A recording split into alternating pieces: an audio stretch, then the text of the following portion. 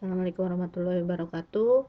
Hari ini kita masuk ke pertemuan ke-6 tentang etika berinternet. Nah, pertama kita akan mengetahui tentang sejarah perkembangan dunia internet ya.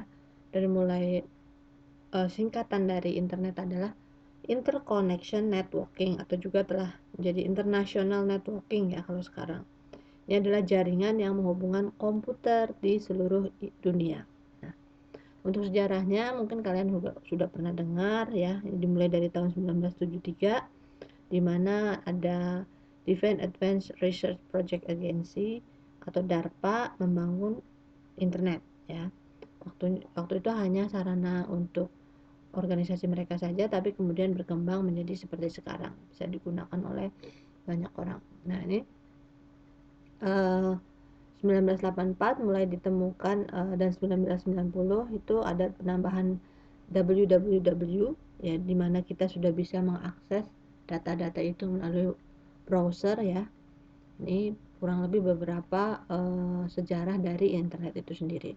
Kemudian internet kenapa sangat memberikan dampak besar ya, karena dia bisa diakses 24 jam, biayanya bisa dibilang murah, bahkan mungkin gratis, kemudian mudah diakses ya dalam melakukan transaksi ataupun yang lainnya, kemudian mudahan membangun relasi dengan pelanggan, materinya juga bisa diupdate dengan mudah, pengguna internet merambah ke seluruh penjuru dunia. Nah, kalau dulu sebelum ada internet misalnya kita punya bisnis, kita iklankan, itu kita harus cetak brosur, cetak spanduk ataupun yang lainnya, atau bikin baliho ya, dimana misalkan ada kesalahan ketik atau tipe misalnya dari promosi yang akan kita buat, kita harus membuat ulang lagi. Tapi kalau di internet karena modelnya digital, maka ketika ada kesalahan ketik misalkan tipe ya, itu bisa secepat mungkin untuk diupdate ya, atau misalkan harganya berubah, itu juga lebih mudah untuk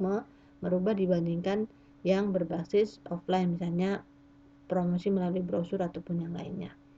Dan jangkauannya juga dengan internet, bisnis kita bisa merambah tidak hanya di lingkungan sekitar kita, tapi bisa lingkungan luar kita yang jauh dari kita, atau bahkan seluruh penjuru dunia.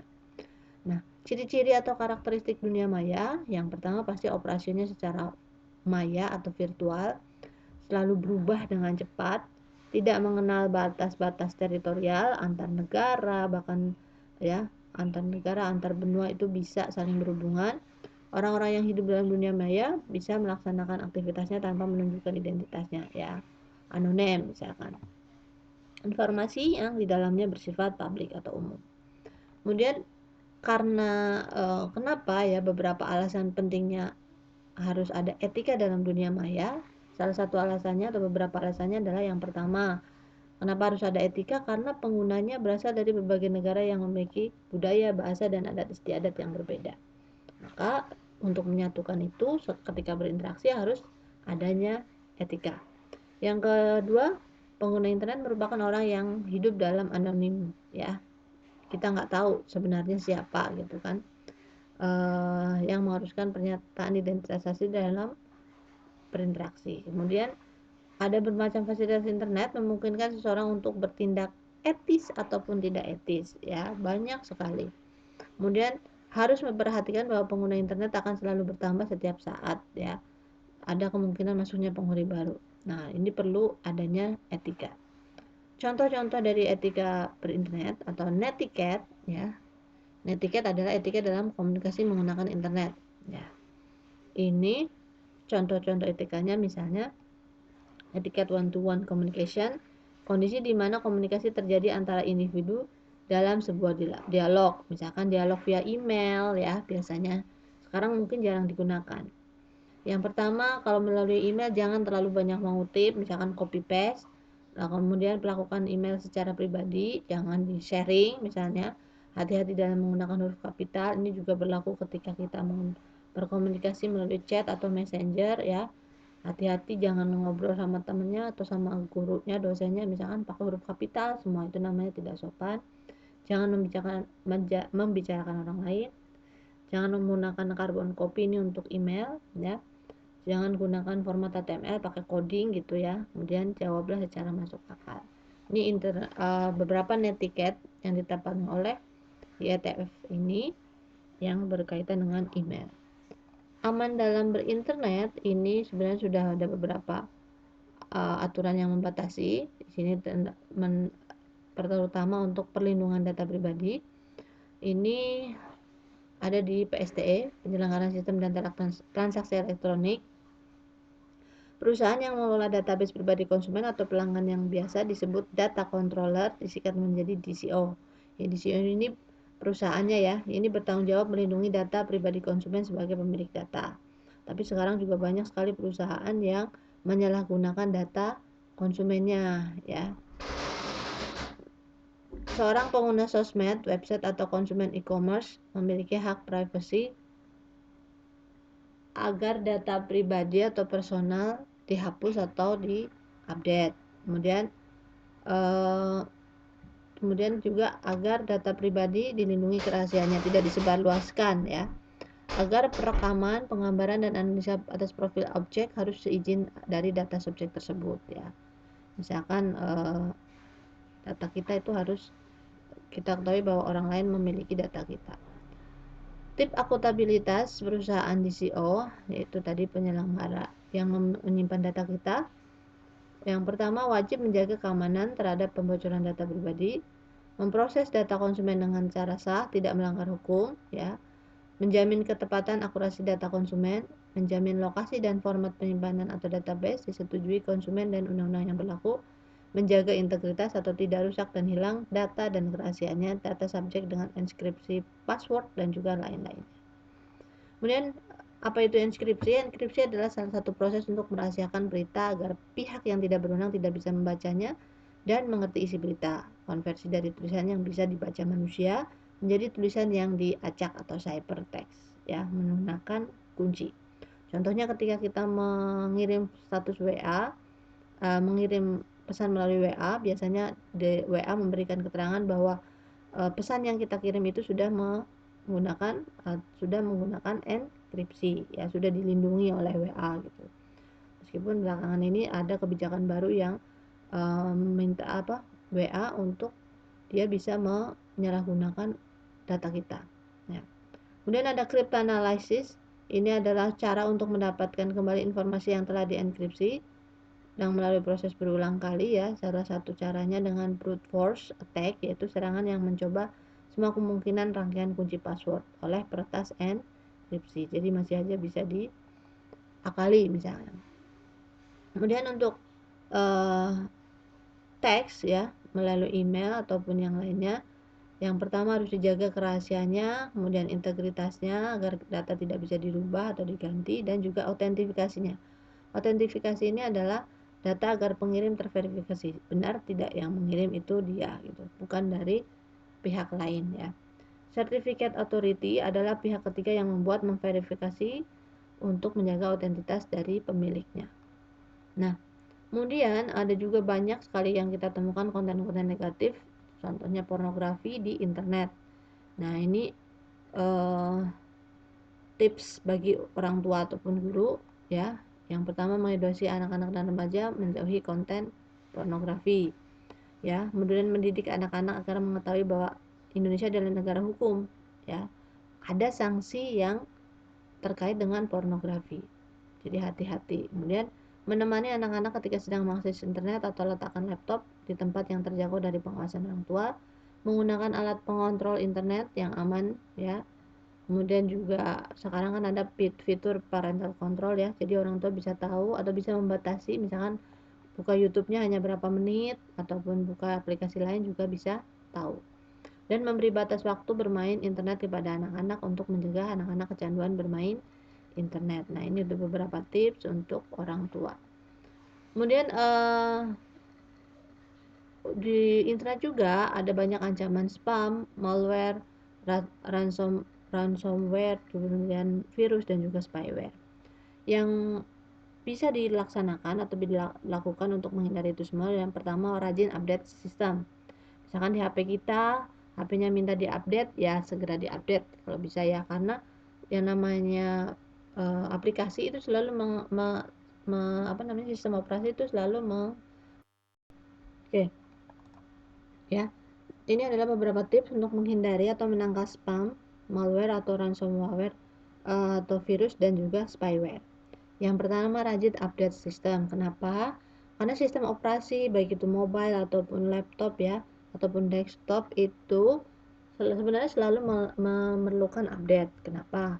Karena selalu diperbarui oleh yang membuatnya atau kreatornya. Jika tidak diupdate, maka celah-celah yang ada di versi sebelumnya itu sangat mungkin untuk dibobol oleh spam ataupun yang lainnya. Jadi tips yang pertama adalah rajin update sistem, kemudian gunakan dan update juga antivirusnya ya. Jika ada, kemudian gunakan antivirusnya, hati-hati juga memilih antivirus ya. Kemudian backup dokumen, foto atau berkas penting lainnya ke flash disk, hard disk ataupun yang lainnya ya. Dropbox juga bisa. Jadi harus di backup yang penting-pentingnya. Dan jangan klik link atau web atau download file yang tidak dikenal. Nih contohnya, ada orang biasanya suka ngirimin, dengan klik ini maka akan gratis misalkan makan di restoran tertentu, misalkan lagi bagi-bagi hadiah terus ada linknya, kalian klik, itu sebenarnya biasanya dia adalah virus ataupun malware ya. Setelah itu akun kita bisa langsung diambil alih oleh dia. Berhati-hati juga menggunakan wifi publik ya, karena di situ data-data kita bisa ditarik. Terus kemudian juga tidak menggunakan perangkat pribadi di tempat bekerja untuk memproses pekerjaan perusahaan. Ketika bekerja di perusahaan ya gunakan perangkat perusahaan, ketika jangan menggunakan perangkat pribadi. Ya, ini adalah beberapa tipsnya. Kemudian cara penjagaan berlapis serangan cracker dari internet dan dalam sistem, ini adalah memasang proteksi perimeter di periphery seperti firewall ya. Ini untuk perusahaan-perusahaan yang bergerak di bidang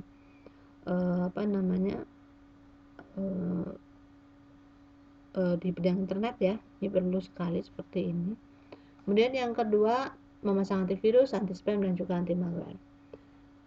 Cara menghindari penipuan atau social engineering di internet ini adalah ini ya, yang bisa kita bedakan dulu. Social engineering merupakan metode penyamaran, menyaruh sebagai bos perusahaan, melepon satpam atau admin web untuk mendapatkan informasi rahasia seperti password. Ya, ini sering sekali terjadi. Kita misalkan, kalau sekarang modusnya adalah misalkan telepon, kemudian mengaku sebagai polisi, anaknya tertangkap atau anaknya kecelakaan, maka harus mengirim sekian uang gitu. Dan herannya ada saja yang masih kebobolan. Itu kenapa Bu? Katanya kok bisa dihipnotis secara hanya melalui telepon. Nah, kalau yang muslim mungkin tipsnya adalah banyak-banyak zikir aja ya, agar jangan sampai ketika kita mendapat telepon penipuan kemudian kita mudah untuk dihipnotis. Kemudian phishing ini adalah upaya menyaruh sebuah situs untuk melakukan penipuan. Ini juga banyak sekali. Ada beberapa kasus tentang phishing ya. Itu contohnya dulu di klik BCA, itu diretas kemudian di copy menjadi klik bca.com dan seterusnya. Orang kalau tidak ngeh maka akan langsung klik. Ketika klik ternyata websitenya itu palsu, kita sudah masukkan password dan juga username-nya, maka itu bisa diambil dan disalahgunakan oleh penipunya. Ya. Yang pertama, jika terjadi seperti itu maka jangan panik dan tetap tenang menghadapi serangan phishing. Hubungi call center bank ya, lalu laporkan polisi agar situs penyamar pelaku phishing diblokir, dan rubah semua password dan login informasi agar tidak disusupi oleh cracker tersebut. Nah, bisnis di bidang teknologi informasi itu etika-etikanya adalah memperhatikan barang dan uang untuk tujuan keuntungan, juga mempertaruhkan nama, harga diri, bahkan nasib umat manusia yang terlibat di dalamnya. Ya, kenapa nih harus dilandasi dengan etika? Karena ini kita nggak cuma mentingin keuangan atau untung ya, tapi kita juga menjaga nama baik. Kemudian bisnis adalah bagian penting dari masyarakat. Hubungan antara manusia bisnis membutuhkan etika yang mampu memberi pedoman bagi pihak yang melakukannya. Bisnis juga adalah kegiatan yang mengutamakan rasa saling percaya. Kemudian di sini tentu saja diperlukan etika. Nah, di sini adalah hal yang prinsip dari etika bisnis. Ada prinsip otonomi, prinsip kejujuran, berbuat baik dan tidak berbuat jahat, kemudian prinsip keadilan, prinsip hormat pada diri sendiri. Kategori bisnis di bidang TI contohnya adalah di bidang industri keras, perangkat keras ya, jualan komputer ataupun yang lainnya. Kemudian di bidang perangkat lunak ya, biasanya perusahaan yang menguasai teknik rekayasa, bisa menganalisa, membuat program dan lain sebagainya. Kemudian bisnis di bidang distribusi dan penjualan barang, ini juga bisa kurir ya, contohnya bisnis di bidang pendidikan teknologi informasi, kursus-kursus ataupun lembaga kursus yang lain ya. Kemudian bisnis di bidang pemeliharaan teknologi informasi, contohnya technical support ataupun maintenance dan teknisi. Ada banyak lagi bisnis di bidang teknologi informasi. Tantangannya di bidang bisnis antara lain adalah inovasi dan juga perubahan yang cepat, tantangan pasar dan permasalahan di era globalisasi, tantangan pergaulan internasional, dan tantangan pengembangan sikap dan tanggung jawab pribadi, tantangan pengembangan sumber daya manusia. Jadi ini yang harus disiapkan ketika kita akan memasuki bisnis di bidang TI. Nah, mungkin itu saja untuk netiquette ya, etika dalam berinternet. Silakan nanti bisa dibaca-baca kembali di slide yang sudah disediakan. Oke, assalamualaikum warahmatullahi wabarakatuh.